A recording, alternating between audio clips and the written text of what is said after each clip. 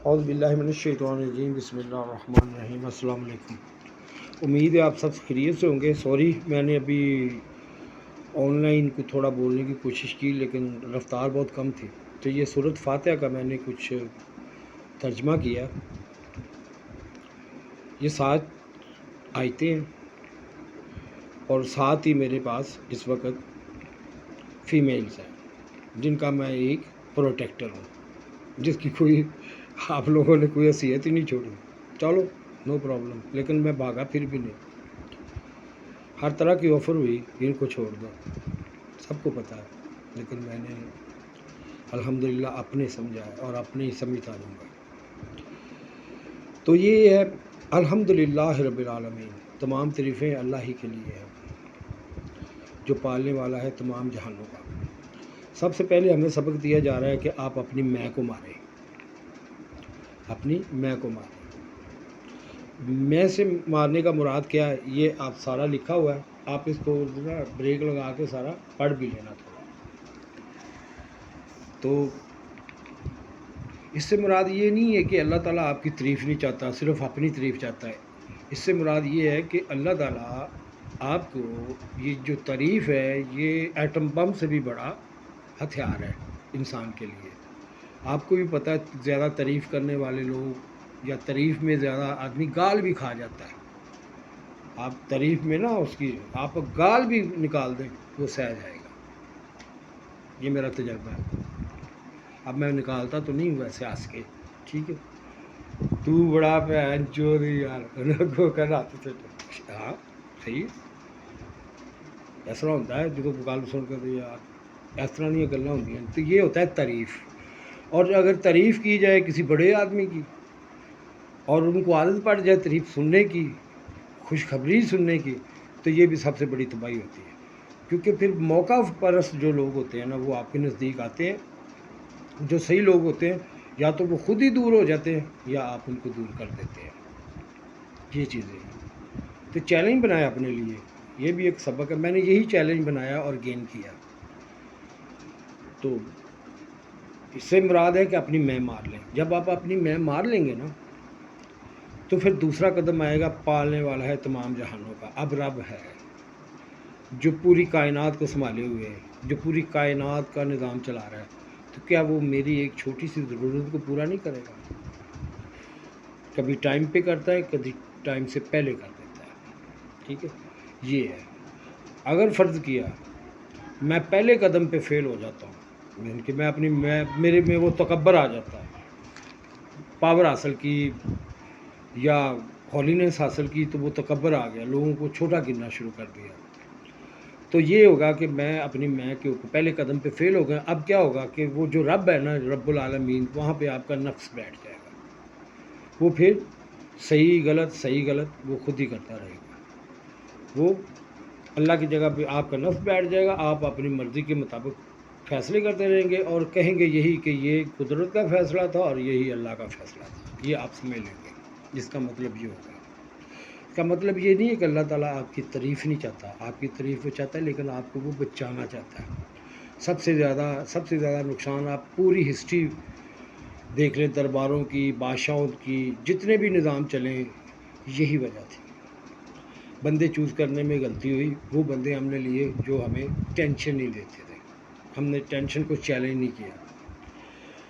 اس کے بعد ہے الرحمن الرحیم، جو نہایت مہربان رحم والا ہے۔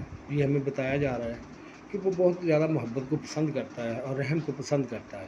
تو آپ بھی ایک دوسرے کا صلہ رحمی اور محبت کا فیصلہ کریں، ایک دوسرے کے ساتھ پیار و محبت سے رہیں، ایک دوسرے کو درگزر کریں، معاف کریں اور ایک دوسرے کے ساتھ چلنے کی کوشش کریں۔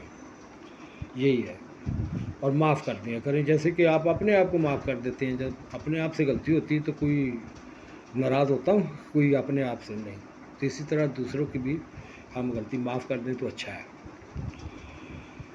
اس کے بعد اللہ تعالیٰ کہتا ہے کہ اگر آپ محبت اور پیار نہیں کر سکتے تو پھر فرض کیا کہ بات بگڑ گئی ہے، لیکن اب کیا ہے کہ اب انصاف ضرور کرنا ہے، کیونکہ مالک یوم الدین، کہ میں مالک ہے، ایک دن وہ آئے گا، وہ حساب کرے گا۔ جب وہ حساب کرے گا تو بڑا ڈاڈا حساب ہوگا۔ پھر پھر بڑا کچھ دینا پڑ جائے گا. تو اس سے پہلے اللہ تعالیٰ یہ وارننگ کر رہا ہے، تباہ کر رہا ہے مالک یوم دین. اگر آپ انصاف نہیں کرو گے، محبت نہیں کرتے، پیار نہیں کرتے، صلہ رحمی نہیں کرتے اور انصاف بھی نہیں کرتے، تو یہ پھر دھمکی ہے کہ مالک یوم دین، کہ میں انصاف کے دن کا حاکم ہوں. تو ایاک نعبد و ایاک نستعین، اے اللہ ہم تیری ہی عبادت کرتے ہیں. اے میرے مالک، جو تو نے قوانین نیچر کے مطابق بنائے ہیں، جو تو نے ایک سائنس رکھی ہے، جو تو نے ہمیں نبیوں کے ذریعے یا اپنی بزرگوں کی کاوشوں کے ذریعے جو اچھی چیزیں، اچھا علم دیا ہے، ہم اس کے اوپر چلیں گے، اس کے اوپر چلنے کی کوشش کریں گے. اگر اس دوران ہمیں مشکلات پیش آتی ہیں تو ہم مدد بھی آپ ہی سے چاہیں گے. مطلب کیا ہے کہ ہم اسی جگہ پہ رہیں گے، اسی راستے پہ رہیں گے اور کوشش کرتے رہیں گے اور صبر کریں گے. یہ نہیں ہے کہ ہم متبادل راستہ یا یو ٹرن لے لیں گے یا کوئی غلط راستہ استعمال کر لیں گے یا غلط طریقے سے کامیاب ہو کے آ جائیں گے. یہ نہیں ہوگا. یہ مدد بھی تجھ ہی سے مانگتے ہیں. اس کا مطلب یہ ہے. اب اللہ تعالیٰ کہتا ہے ٹھیک ہے، مجھ سے یہ دعا کر رہے ہو تو پھر مجھ سے مانگنا ہے تو پھر آسان سا راستہ مانگو. صراط الذین اہدنا الصراط المستقیم، دکھا ہم کو راستہ سیدھا. کون سا؟ جس میں زیادہ بل نہیں ہے، ادھر ادھر شارٹ کٹ بھی نہیں ہے اور زیادہ بل بھی نہیں، بھول بھلائیاں نہیں ہیں، جس میں کنفیوز چیز نہیں ہے، وہ آپ کو پریشان یا مشقت میں نہ ڈال دے. وہ راستہ سیدھا راستہ، وہ راستہ ہے سچا راستہ، سچ کا راستہ. سچ کیا ہے؟ غلطی ہوگی سوری کریں، کوشش کریں دوبارہ نہ ہو. دو تین دفعہ اگر آپ کوشش کریں گے ختم ہو جائے گی وہ غلطی. اس کی جگہ پہ آپ کے لیے ایک اچھائی آ جائے گی اور اس کا ایکسپیرینس ہونا شروع ہو جائے گا. آہستہ آہستہ اس میں آپ تجربہ حاصل کرتے جائیں گے، اسپیڈ بھی گین ہوگی اور ٹائم شارٹ ہوگا اور نالج بھی، ورڈ بھی شارٹ ہو جائیں گے. ٹھیک ہے، آپ جو اتنی بڑی بات اتنی لمبی سمجھا رہے ہیں، آپ 2 منٹ میں یا 2 لائنوں میں آپ ختم کر دیں گے، جیسے مولا علی علیہ السلام نے کیا. ویسے تو ہو سکتا ہے ایسے، میں بھی لکھتا ہوں، لیکن پھر وہ ہر ایک کی سمجھ میں نہیں آتا. اور مجھے یہ مولا علی کی جو چیزیں سمجھ آئی ہیں، جو مجھے پتہ ہے، شروع میں میرے کچھ دوست تھے، وہ کہتے تھے تو نا اس کا نا ترجمہ مت کیا کر، تو ویسے ہی لے دیا کر. یہ بڑا اعتراض ہوتا رہا ہے میرے اوپر، لیکن روکا نہیں گیا اس طرح جیسے ادھر ہوا. ٹھیک ہے، یہ مالک یوم دین، ایاک نعبد و ایاک نستعین، ہم تیری ہی بات کرتے ہیں، تجھی سے مدد مانگتے ہیں. جو اصول ہے اس کے مطابق چلیں گے، حرام نہیں کھائیں گے یا کسی کا چھینیں گے نہیں، رشوت نہیں دیں گے، یہ وغیرہ. اہدنا الصراط المستقیم، دکھا ہم کو راستہ سیدھا. صراط الذین انعمت علیہم غیر المغضوب علیہم ولا الضالین، آمین. کہ یا اللہ وہ راستہ جو تم نے اپنے خاص بندوں کے اوپر انعام کیا، تیرے وہ بندے جو جن کے تیرا کرم رہا اور وہ اپنی بازی جیتتے رہے، چاہے وہ ہار میں انہوں نے جیتی، چاہے انہوں نے جیت میں جیتی، وہ ڈٹے رہے. وہ بندے، وہ راستہ، کہ ہمیں ہمت اور طاقت عطا فرما تاکہ ہم تیرے تک باعزت طریقے سے پہنچ جائیں، اور جو ہمارے انعامات ہیں، جو ہمارا ریوارڈ ہے، جو پڑا ہوا ہے ہمارے لیے، وہ ہم جا کے اس سے انجوائے کریں. نہ کہ ان لوگوں کا جو لوگ گمراہ ہو گئے، پتہ آنے کے باوجود کنفیوز ہو گئے یا دنیا میں گم ہو گئے، وہ لوگ غلط راستے پہ چلے گئے، ڈپینڈنٹ ہو گئے. یہ اور وہ لوگ جن کے اوپر عذاب ہوا، جو اپنے اوپر ظلم کرتے رہے. اپنے اوپر ظلم کیا کرنا ہے؟ جب ہم کسی بھی غلط راستے پہ جائیں گے، جنگ و قتال کریں گے، تو یہ اپنے اوپر ظلم نہیں ہے. بتائیں آپ، ہم انسان ہیں، بیٹھ کے بھی بات ہو سکتی ہے ہمارے مسائل کی، لیکن لڑنا تو نہیں ہے. کوئی بھی پیغمبر جب اوپر سے آئی ہے تو کتاب ہی آئی ہے، وحی آئی ہے، علام ہی ہوئے ہیں، خیالات ہی ہوئے ہیں. سائنسدانوں نے بھی جو تجربے کیے وہ چھری ٹوکا اور بندوق سے نہیں کیے، وہ قلم اور کتاب سے کیے، علم سے کیے. تو جو یہی فارمولہ ہے، یہی ہمیں دوسری مخلوق سے الگ کرتا ہے، ہمیں علیحدہ کرتا ہے. تو اگر کسی کے اوپر بھی ظلم کرنا ہوتا ہے تو اصل میں وہ ظلم اپنے اوپر ہی ہوتا ہے، لیکن آدمی کو محسوس نہیں ہو رہا ہوتا. یہ چیزیں ولا الضالین، آمین. یا اللہ اے میری دعا قبول فرما. یہ ہے جی سورۃ فاتحہ. میں ویسے یہ میں پوسٹ بھی کر دوں گا. دوسری بات یہ ہے کہ کچھ میں سوچتا ہوں اگر اس میں دو ہی چیزیں اب رہ گئی، یا تو سیدھے کھل کے یہ جو مالی آپ کی ہے نا اس کو آپ سنبھالیں،